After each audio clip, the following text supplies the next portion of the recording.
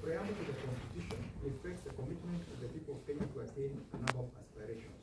One of them is statement number 6 of the preamble, which states as follows: recognizing the aspirations of all Kenyans for a government based on essential values of human rights, equality, freedom, democracy, social justice, and the rule of law.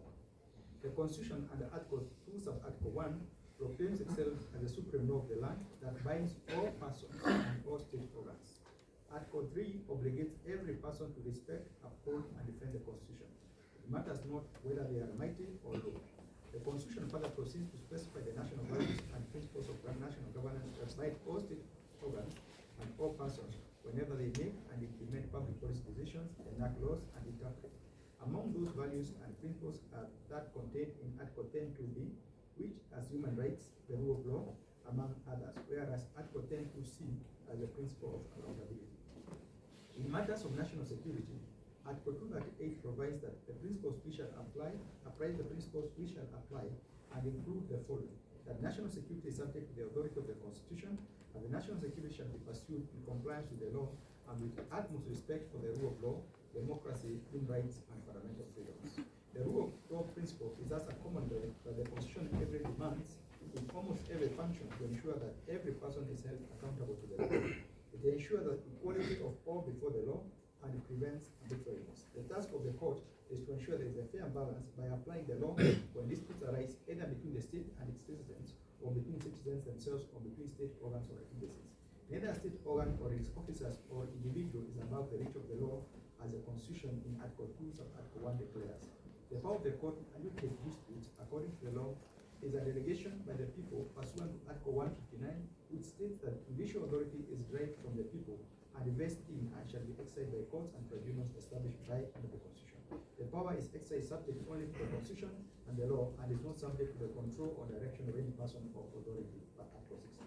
The following extract from the South African Constitutional Court in the case of Secretary of Judicial Commission of Inquiry into allegations of state capture, corruption, and fraud in public sector, including organs of state, Zuma and others, sums up the position of court orders in a constitutional democracy. The court held: orders and decisions issued by the court bind all persons to whom and the organs of state to which they apply, and no person or organ of the state may interfere in any manner with the function of the courts.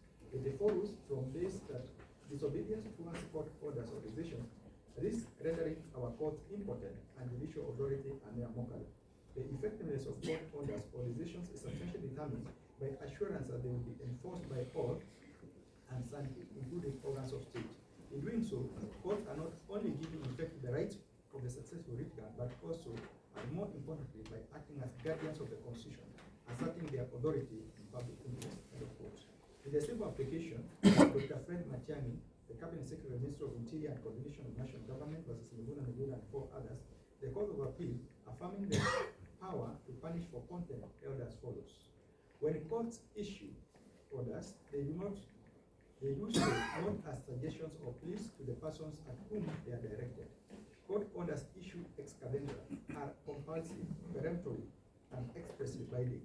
It is not for any party, be he high or low, weak or mighty, and quite regardless of his status or studying the society, to decide whether or not to obey, to choose which to obey and which to ignore, or to negotiate the manner of his compliance. This court, as must all courts, will deal firmly and decisively with any party who deigns to disobey court orders, and will do so only to preserve its own authority and the dignity, but most to ensure and demonstrate that the constitutional ethics of equality under the law and the upholding of the rule of law are not mere platitudes but present realities. End of quote. The court entered a finding of guilty. This court entered a finding of guilty on the 9th of September 2024 after all efforts afforded to the contemnor to find the content were ignored. This was to ensure its authority and dignity, which it is exercised on behalf of the public, does not get annihilated, leading to a situation of impunity and anarchy.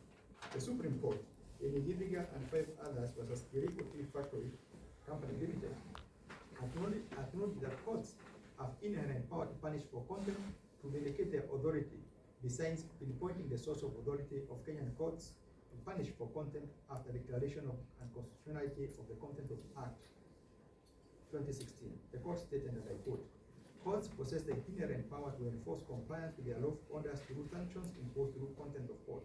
We note that the Contempt of Court Act, having been declared unconstitutional in Kenya, Human Rights Commission versus Attorney General and another 2018 EKLR on November 9, 2018, the instructive provision remains Section 5, subsection 1 of the Judicature Act, which grants the High Court and the Court of Appeal the power to punish for contempt.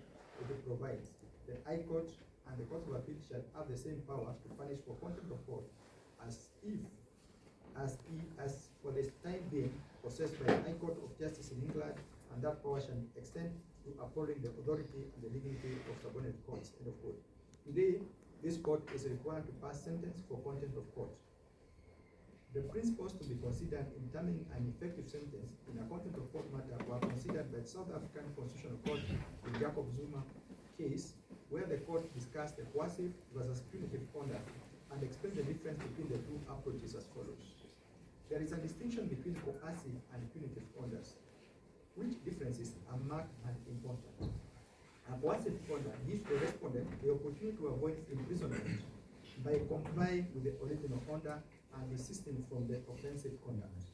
Such an order is made primarily to ensure the effectiveness of the original order by bringing about compliance. A final characteristic is that it only incidentally vindicates the authority of the court that has been disobeyed. Conversely, the following are the characteristics of a punitive order. A sentence of imprisonment cannot be avoided by any action on the part of the respondent to comply with the original order. The sentence is unsuspended.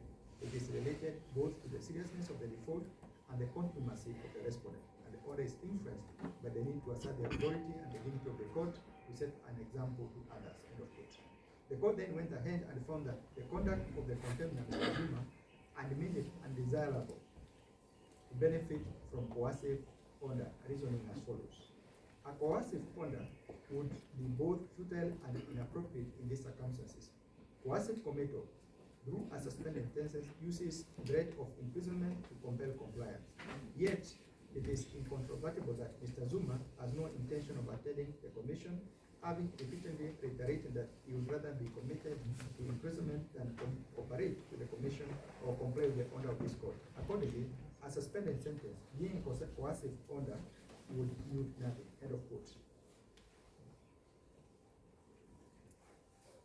The contemnant, in this case, was accorded every opportunity to fight the contempt to the extent that attending a workshop in Mombasa was more important than obeying a court summons intended to seek an explanation of the whereabouts of the second to learn petitioners, last seen on the 19th of August 2024, the date of alleged abduction.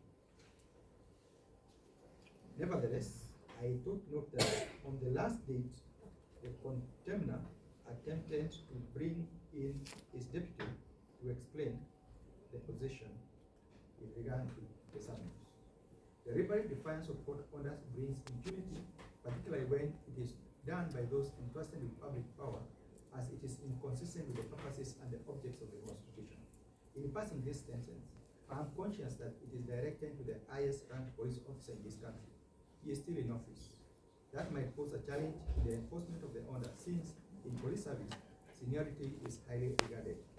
That, however, cannot deter me from pursuing and standing firm in the defense of the aspirations of Kenyan people who desired at the time of enacting this constitution to have a country that is governed by adherence to the rule of law.